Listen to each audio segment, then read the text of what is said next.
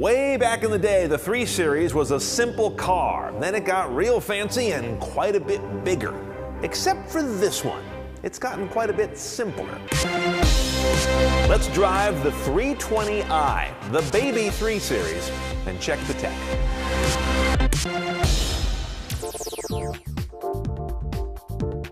Now, BMW doesn't really punish you for being parsimonious. This 320i looks really good, basically as good as all the other 3 sedans out there, unless they're heavily trimmed, so you can't spot one of these all that readily from a distance. Notice these are only available as either a 4-door sedan rear-wheel drive or all-wheel drive. You can't get a 320 convertible or wagon. And the coupes, of course, have moved on to become 4 Series now. All the 3 Series are basically 4-doors or convertibles. Now, inside the 320i, it's the way I think it should be. This reminds me of the first 320i back in the late 70s. Lean and spare. You also notice that the seats on this car are manual. Every single adjustment, fore, aft, height, altitude, and my seat back, those are all levers. You don't see that very often. Even cheap cars have power adjusters, but not this one stock. Now, to go with this LCD display, which is standard, you've got this iDrive controller that is standard, but it's kind of stripped down. The new iDrive controller has a touchpad right here for navigating and pinching and zooming, like on the map, for example. Don't have that here.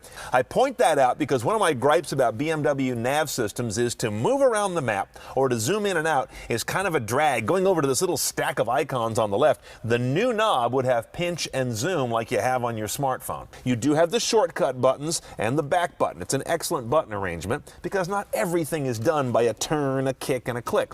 But one area where they actually even thinned it out more is you don't go up and down on this knob. All it will do is left and right. It's really the bare bones version of their controller, but it works pretty well. As we scroll through here, you see your sources are pretty straightforward. I've got an aux plus USB jack in here. You've got to use this little BMW pigtail to get into your iOS device. I tried it USB only, not working. Optical disc slot right here, obviously. And that's about it for sources. You don't have Bluetooth streaming here, only Bluetooth calling. And you do not have any apps on this car as it's configured. It's a real bare bones BMW. Radio, however, is AM/FM with HD, but satellite is an optional upgrade. The dashboard is similarly classic. You do have the BMW fuel efficiency gauge, which I find to be comically kind of loose, but it's an old school thing for them.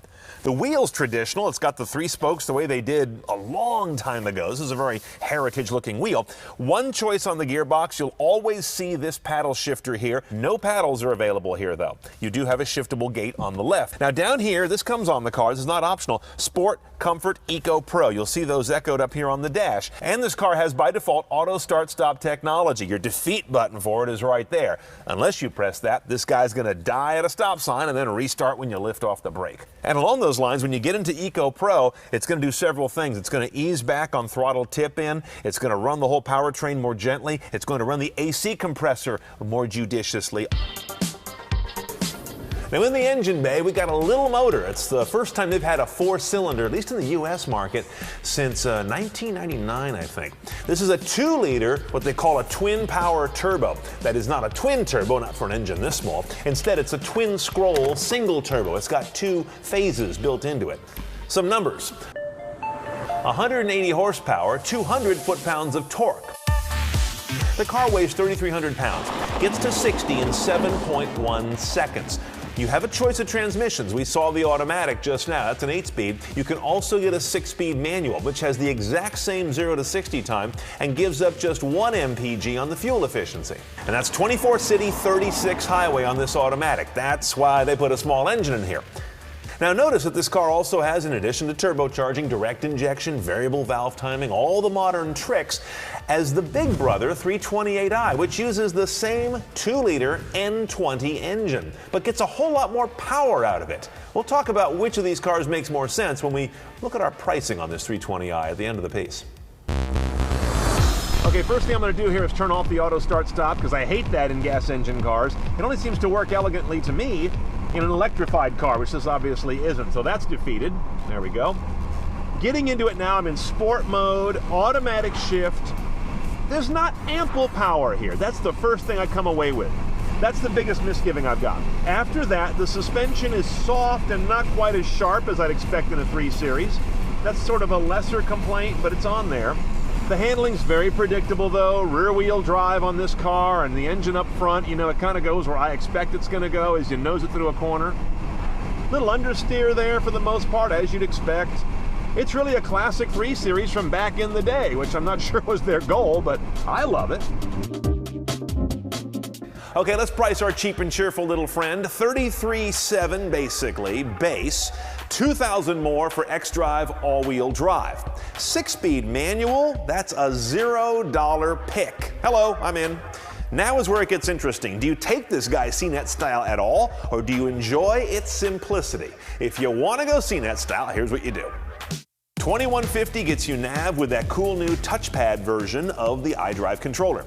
The driver assistance package is just under $1,000. That'll get you park distance control and the rear camera you may have noticed we were missing. Sport package is a steal, $1,300 for these cool wheels, the M steering wheel, sport seats, and sport suspension. That's like robbery. And then to add a moonroof, which we don't have here either, that's a little over $1,000. All in, you're still under $40,000 CNET style, but I just wonder if it's gilding the lily. The bigger question is, do you buy this or a 328? Let's compare them on some salient details. The 328 has 60 more horsepower, 55 foot-pounds more torque, shaves 1.3 seconds off 0 to 60, but does give up 1 mpg average. It also includes some nice extra equipment, and the 328 is $4,500 more, not trivial money.